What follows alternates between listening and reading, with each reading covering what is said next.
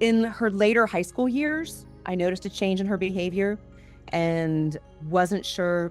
I work in substance use. I worked in prevention at that time and thought that there were signs that something was going on, wasn't sure if it was substance, wasn't sure if it was maybe depression. I knew something had changed and something had happened. And I could see the signs because she had been a straight A student who used to be afraid of getting in trouble, who used to not want to break the rules. And she just changed into being more withdrawn, kind of angry. And we used to spend so much time together, and she really didn't spend as much time with us, which I know is normal as a teenager, right? Like that's part of their development. But this was different. This was just a change in personality that I knew something had happened. And we were trying to really get her into seeing a counselor, trying to get her help, trying to get her to acknowledge that there was a problem. And she wasn't there. She just wasn't there yet for that with the work that I do. And at that point, the work that I was doing wasn't just prevention. It was harm reduction. It was getting people into treatment. And it's really challenging when you know your own kid has this problem and you can't get them the help that you know that they need. And I recognized how privileged we are as a family to be able to have access to resources, that she was insured through my husband's work. And just even with those barriers being removed for her, it was a challenge and it was hard.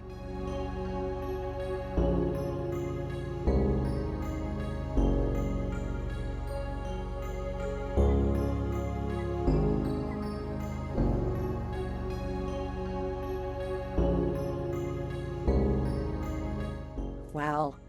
Getting my kid back. I have my kid back. I know how fortunate I am.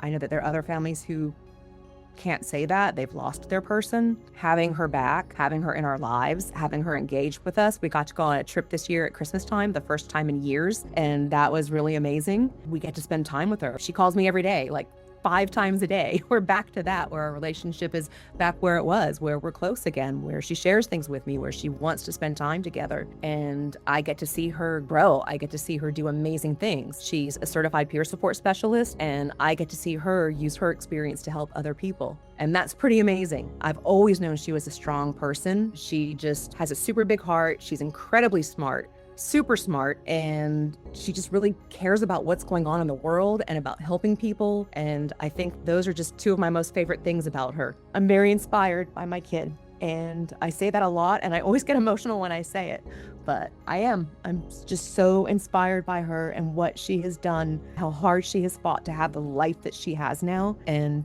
to use her experience to help other people. So yeah, I'm really just so proud of her.